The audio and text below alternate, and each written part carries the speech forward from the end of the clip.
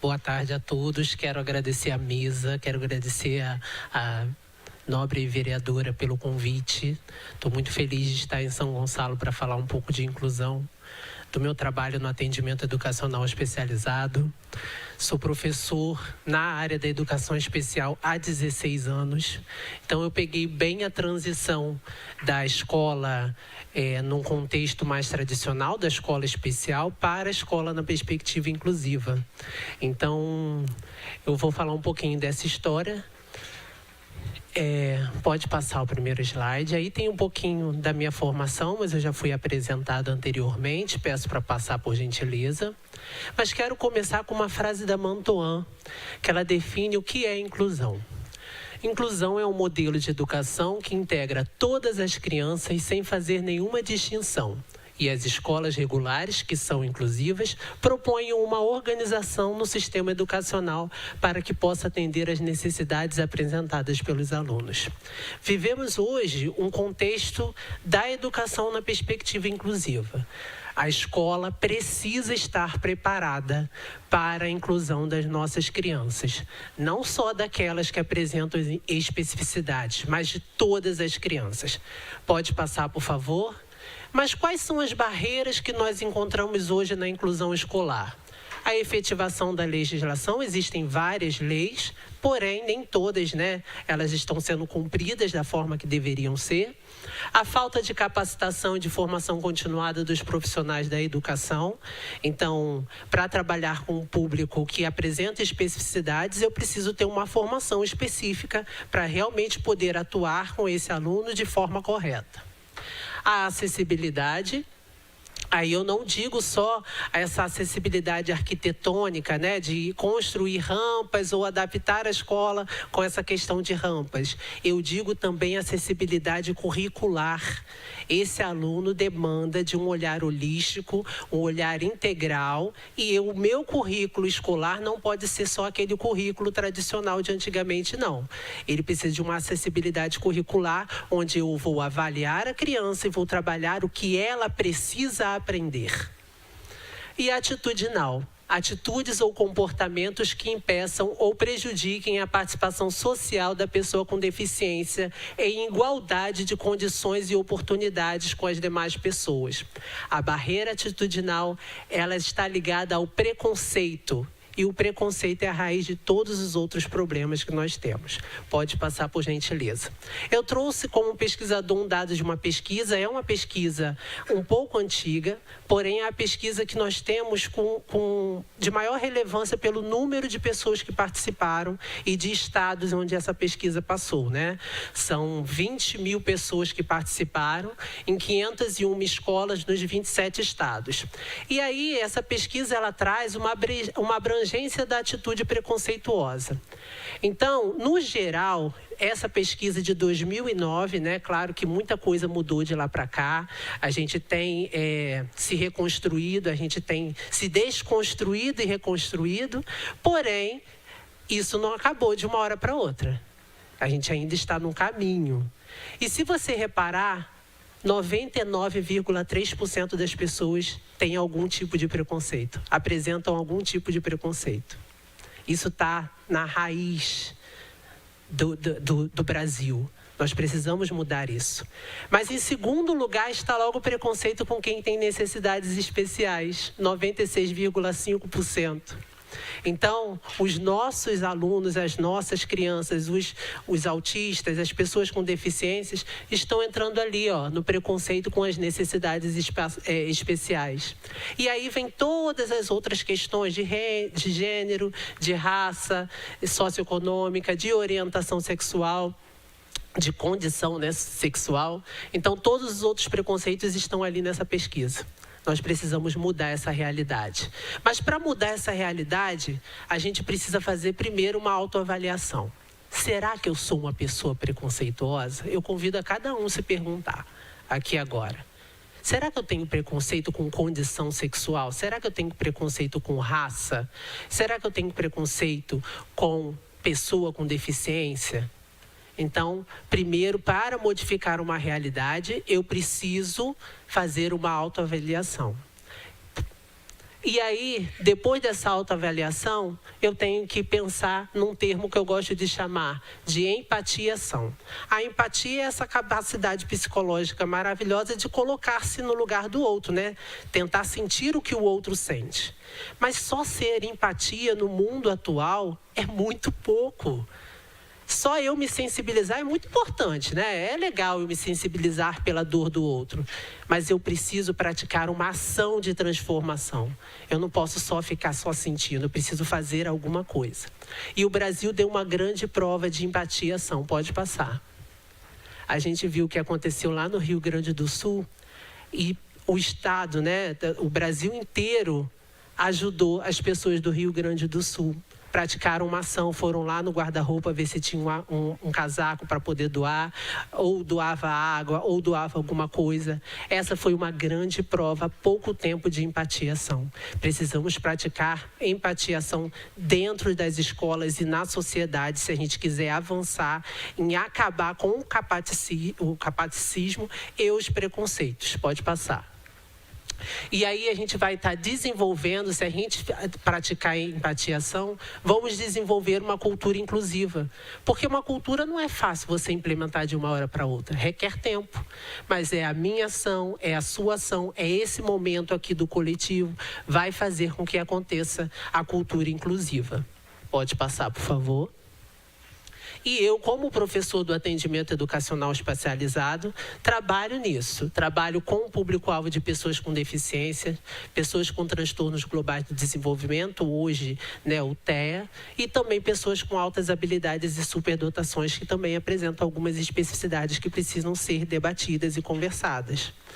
Então, o AEE, né, o atendimento educacional especializado, ele precisa estar em todas as escolas.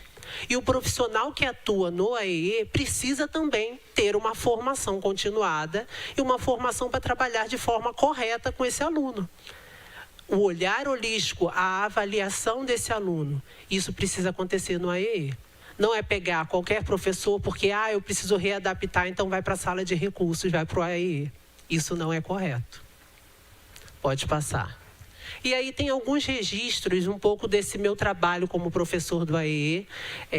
Tem algumas fotos aí no contexto de Itaboraí, onde eu trabalho com a AEE há 11 anos. E também lá na Almeida-se Ribeiro, em Niterói, que fica no pé do Morro do Preventório. E aí vocês devem pensar assim, mas essa escola, assim, é escola pública. É um gestor que é também comprometido com a inclusão. É uma escola que está aberta ao debate, à conscientização dos profissionais envolvidos nesse processo de inclusão. E, assim, resistências sempre vão existir, mas é com valores, com empatia e ação que a gente vai transformando as pessoas. A gente vai trabalhando as questões do preconceito de cada uma e elas vão se ressignificando. Eu acredito no ser humano, eu acredito que há a possibilidade de mudança. E aí tem uma sensibilidade da comunidade escolar e da sociedade. Não adianta eu só fazer o trabalho dentro da minha sala. Eu preciso estar aqui conversando com vocês, eu preciso conversar com os responsáveis, com aqueles responsáveis que não têm uma criança especial, mas ela está no contexto da turma, ele precisa saber que existe uma criança ali que requer uma atenção e que a gente precisa sensibilizá-lo também para as questões. Pode passar. E fazer práticas inclusivas, divulgar, falar sobre a inclusão. Pode passar.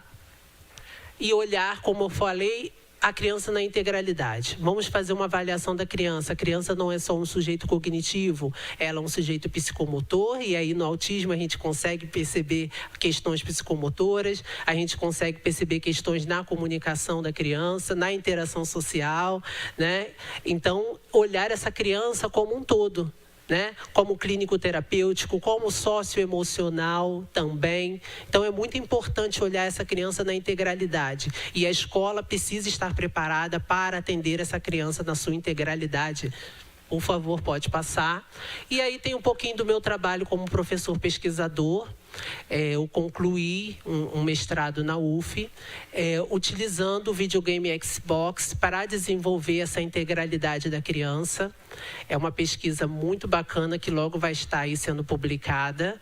E é muito legal porque a gente conseguiu, com as crianças de hoje em dia elas já nasceram inseridas no contexto de um mundo tecnológico. Nós não podemos fugir disso. Claro que existe uma crítica, e eu faço esse debate na minha pesquisa, sobre a questão de telas.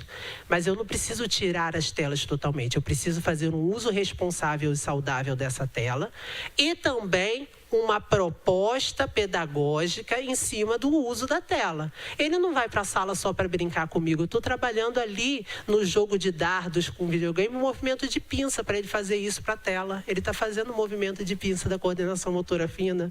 Ele está trabalhando na lateralidade, quando ele tem o avatar que vai para o lado direito para o lado esquerdo. Existe todo um trabalho dentro de game motricidade. Logo eu vou estar divulgando. Quem quiser pode me seguir nas redes sociais, @professora Alan Santos, e eu faço essa divulgação também em vários congressos que eu possa participar para divulgar o projeto e divulgar o trabalho. Eu também participo, pode passar, por favor. E aí sim, gente, nós vamos construir um ensino colaborativo dentro das nossas escolas. Eu gosto de dizer sempre, uma andorinha só não faz inclusão. Eu tampouco sozinho conseguiria fazer tudo o que eu faço, mas eu tenho uma professora inclusiva que está aqui do meu lado, eu tenho uma gestora preocupada também com a inclusão, e juntos nós vamos conseguir mudar essa realidade da inclusão no Brasil.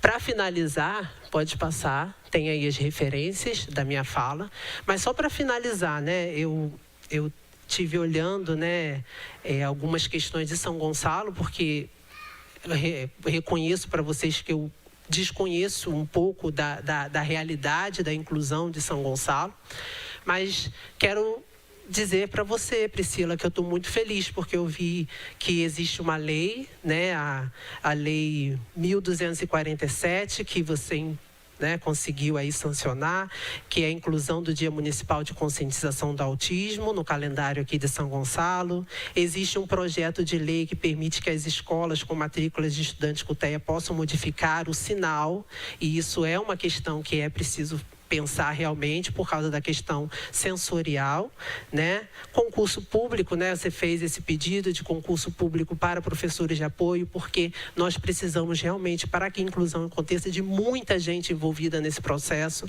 Não adianta colocar um professor para tomar conta de 2, 3, 4. Esse professor ele não vai conseguir fazer um trabalho com qualidade, por mais que ele seja um ótimo professor, tá? Você fez também indicação para a implementação de musicoterapia. Acho que isso é um grande desafio, porque a gente tem aí clínicas terapêuticas que não têm esse profissional. Então, assim, é um desafio para implementar, mas é uma proposta importante, pelo menos que tivesse em alguns espaços, ou que a saúde, né, e a clínica escola pudesse oferecer isso de forma, né, ampla para a população. E implementação de um programa multidisciplinar para adolescentes e adultos autistas. E hoje eu estava conversando no começo, quando eu cheguei aqui, com uma tia que veio falar sobre o sobrinho dela, que é um autista, né, de grau, né, de suporte 3, severo, né, na linguagem anterior do DSM, e ela estava me falando da preocupação, né, dela, porque muito se fala naqueles, igual o Saulo, que tem todas as possibilidades, né? E Saulo tinha dificuldades, ele falou com 5 anos, mas precisamos conversar e pensar naqueles autistas em grau 3, e já existe uma proposta para isso, que isso vá caminhar, porque essas famílias de pessoas com grau de suporte 3 de autismo, elas precisam de uma atenção especial. Essas pessoas também precisam de tratamento, porque quem cuida precisa ser cuidado também, tá? E para finalizar minha fala, hoje, né, a gente está aqui representando o Dia do Orgulho. E eu já tenho orgulho de todos os meus alunos que superam as suas dificuldades, né, diariamente.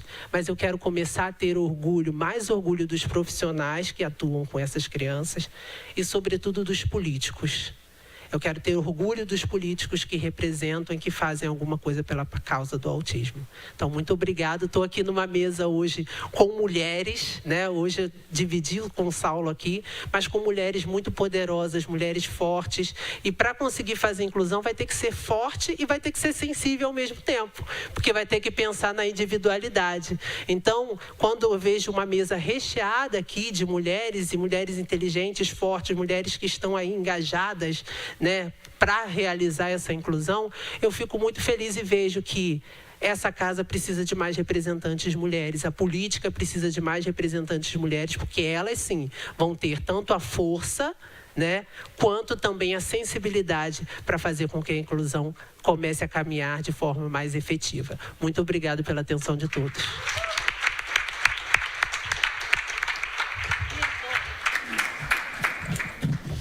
Muito obrigada, Alan, muito obrigada. Que fala excelente, tá? Fiquei muito admirada aqui com a tua fala, com o teu trabalho que você apresentou. A gente já acompanha seu trabalho nas redes sociais, mas aqui no ao vivo, né, é diferente. A gente sente, né, o carinho, né, a vontade, a vocação que você tem. E dizer que o nosso trabalho, como você citou aqui, alguns deles, algumas indicações, elas dependem do governo, né, do executivo. Então, a gente trava uma luta, essa questão do serviço multidisciplinar, para atender, principalmente, né, o caso do grau suporte 3, foi uma demanda de muita procura no nosso mandato, de mães, pais que não tinham seus filhos incluídos, não tinha acesso à educação, não tinha acesso à saúde, diversas questões que ele ficava excluído. Então, foi uma forma da gente apresentar uma ideia para melhorar, para incluir, para de fato ter essa igualdade, ter esse acesso. E a gente está lutando para que isso seja implantado, né? A gente está aí nessa busca constante. E a sua fala reforça isso. É bom, como eu falei, que está sendo transmitido ao vivo. Eu espero que o secretário de Educação, que o secretário de Saúde, que o prefeito esteja ouvindo e entenda aqui da fala de todos que estão falando aqui, da importância e do quanto a gente é carente e precisa dessa força nessa pauta. Pode falar, Lá.